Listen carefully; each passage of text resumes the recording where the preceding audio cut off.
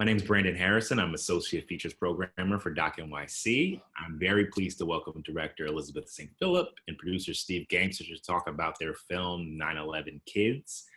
Welcome to both Steve and Elizabeth. How are you doing? We're doing great. Thank you for having us.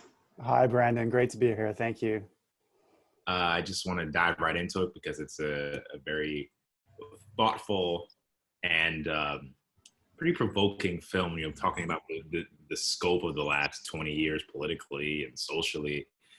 When you have a film of this scale and these particular students who we've seen in public memory over the past 20 years, periodically this comes up again, how did you decide which of these students to focus on? How did the actual selection of these subjects come together?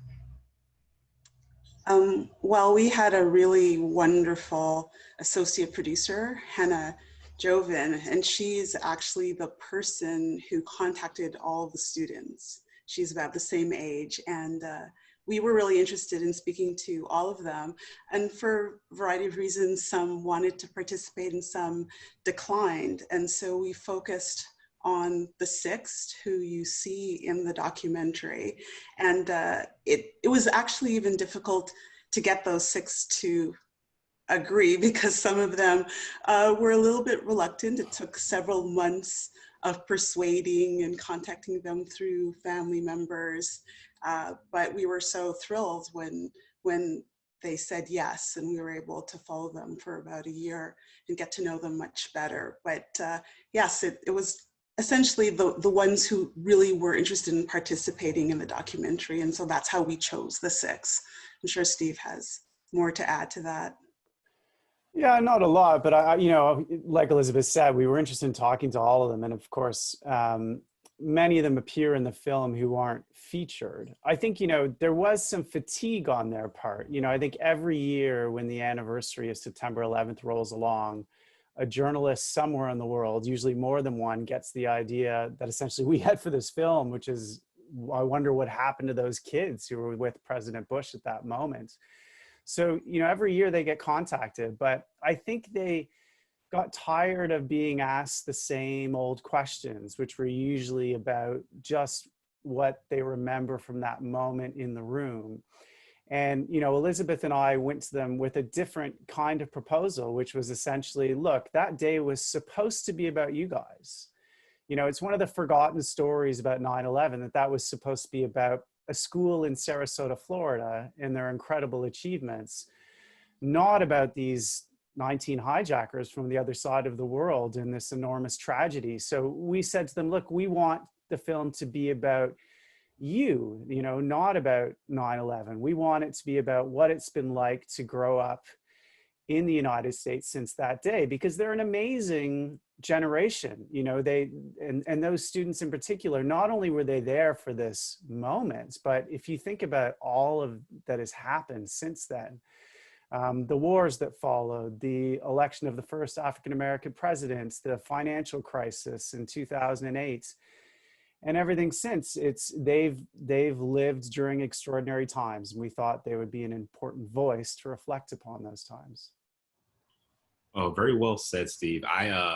When I think about how you guys pulled together those that were willing and who clearly wanted their stories told beyond what has been placed upon them, it makes me think, as a filmmaker, how do you combine these stories and craft them into something that it is a comprehensive narrative, especially tonally with so many different things happening?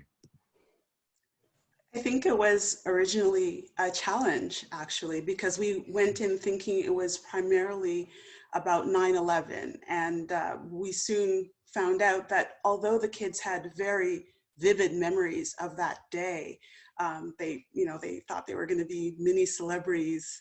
And then obviously they were overshadowed by tragic events. We found out that they were dealing with a lot of some of them challenging and serious issues.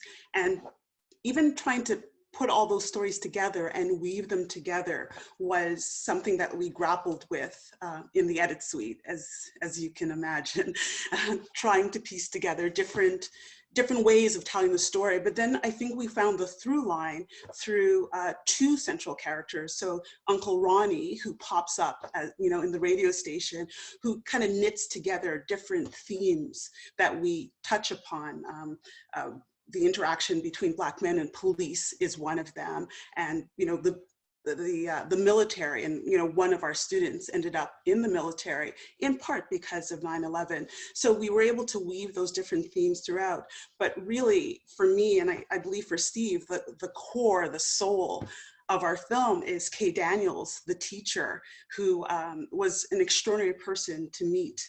She to this day calls her students her babies, and she's in touch with them to this very day. But she was the person who comforted them on that day, September 11th, and she taught them that no matter how difficult a situation or tragic or hard, anything you face in life, you can get through it, you can be resilient. And we really felt that the kids internalized that message and carried them through despite all the difficulties they were facing.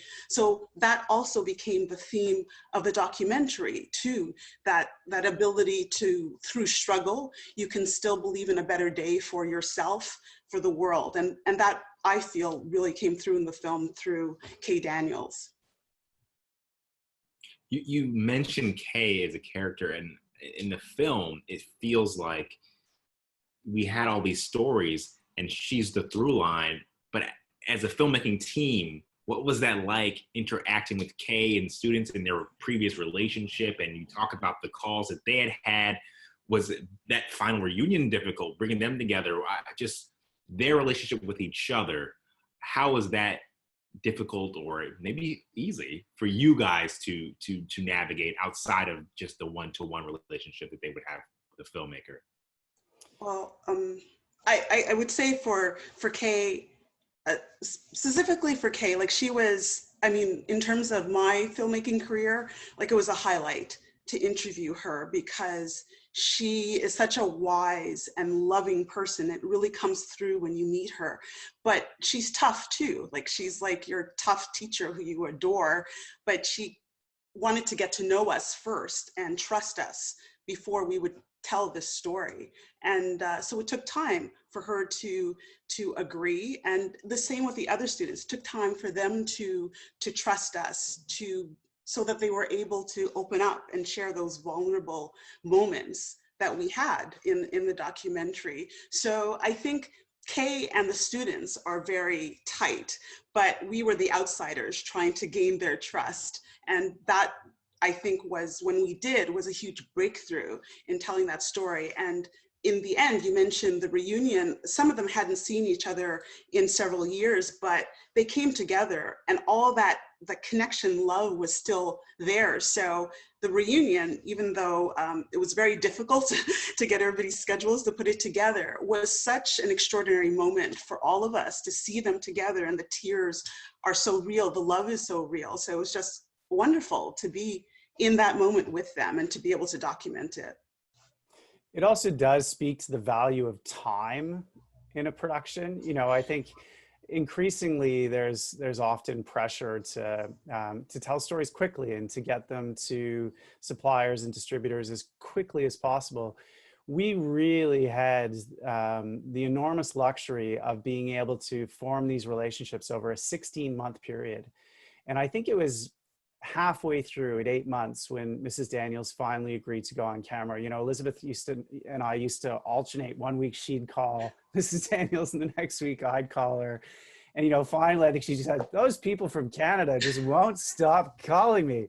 So, and then we went down to see her in Sarasota, you know, during one of the shoots. And it was nerve-wracking to, you know, it was kind of like going for a final exam or something. You know, Elizabeth already alluded to, just she's that teacher who you just have enormous respect for, and you know that there's just no BSing her whatsoever. You know, you have to just be completely straightforward and honest with her and hope that, you know, she appreciates and agrees with what you're trying to do. But she was the glue to it all. You know, I mean, for a long time, we even started editing before we knew that we had her, and it would have been a much different film if we hadn't. You know, Elizabeth, I think, nailed both words, you know, through the processes. You know, you always have these conversations. What's the film about? What's the film about? You know, it's always sort of evolving. And for the longest time, you know, it's about struggle. It's about the struggle of life, and, you know, where you find success, and where you face barriers and how you deal with those barriers.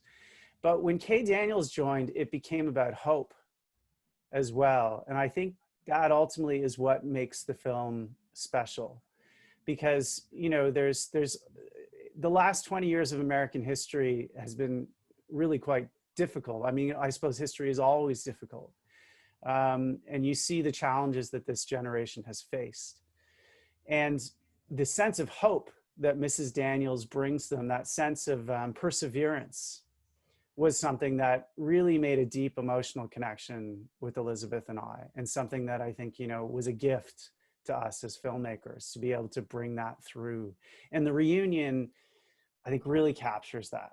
It captures that hope and that togetherness that class still feels.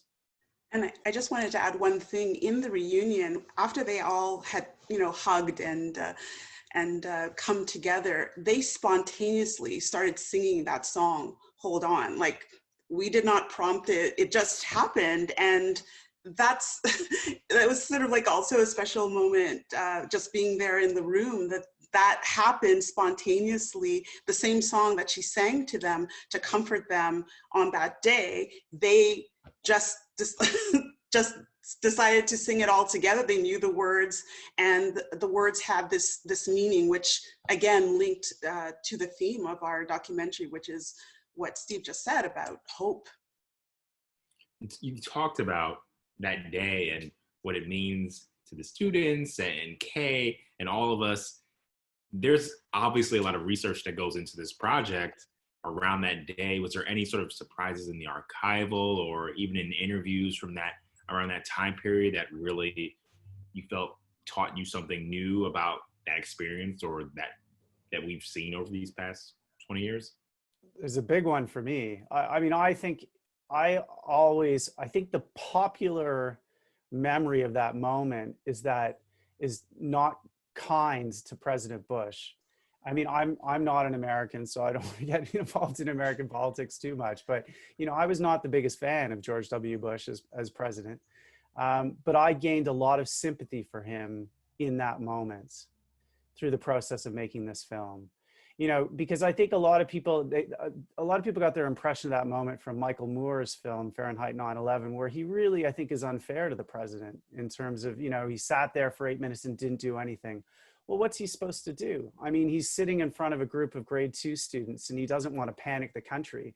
It's the only time in history where the most powerful person in the world has been caught on camera at a moment like that. And all of the kids and Mrs. Daniels, to every single last one of them, talked about how they appreciated how he waited until they finished reading and then calmly left the room. It was actually I've completely changed my opinion on his handling of that moment. And I actually see it now as quite dignified. And I think over the course of history, that's the way it'll be remembered. I would have to agree with Steve on that, because everybody said the same thing. They had a lot of respect for him. They felt that he did the right thing in that moment, and they say that to this day. So that definitely surprised me, because absolutely everybody had that same opinion. I just want to ask you guys one more question. It's sort of a twofold question about just the breadth of the project, because 9/11 is this huge national incident, and the film, it reveals a lot about both art, specifically education, and this area, Sarasota in Florida. So what did you feel you wanted your film to say about both the educational system and this community that almost gets left behind in the discussions around the project? I mean, for me, what I hope people take away from the film is, when we introduce the students in the beginning, they're talking about 9/11, but I think people don't realize the reason those students were chosen. Like, they came from a poor community, but they were chosen because they were exceptional and very bright. They were the best readers in the county, and that's why they were chosen to read to George Bush. And that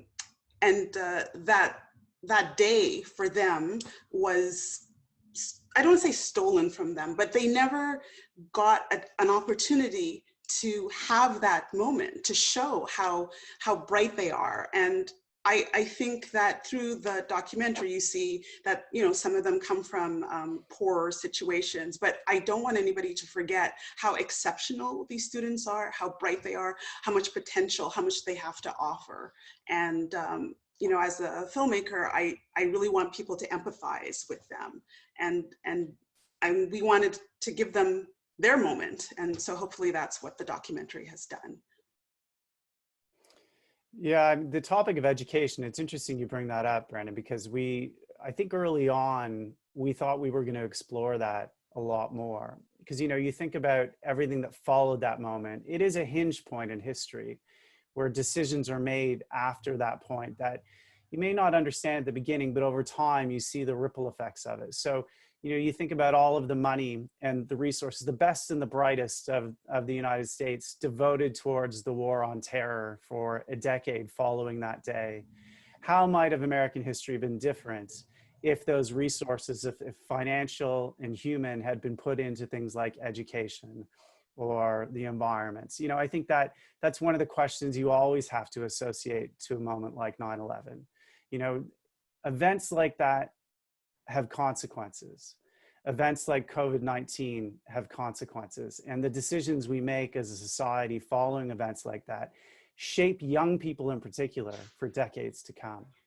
So it wasn't a theme we explored as much as I thought we would in the film, because I think the individual stories of the kids became a more important theme to cover. We wanted the film to give them a voice and not have a bunch of talking heads coming in talking about education reform, because it just gets muddled. But I hope that larger question about how do we react to events like this and where do we choose to spend our money and put our human resources is something that comes out of the film, maybe in a more peripheral way, but is still there. And I just wanted to add that the reason George Bush was there was for an education initiative called No Child Left Behind. And I think in some ways our film allows the kids not to be left behind. We are able to showcase them in their own words, their own stories. So even though we didn't really focus on education, I think the film is more heartfelt because it is placed in the hands of these students and them being able to tell their stories for themselves. And it was a great experience, I have to say. It was a great experience watching the film as well, and we were glad to include it. I want to thank you guys for joining us. Elizabeth St. Philip with Steve Gamester. Awesome film. Thank you guys so much. Pleasure. Thank you, Brandon. Thank you so much.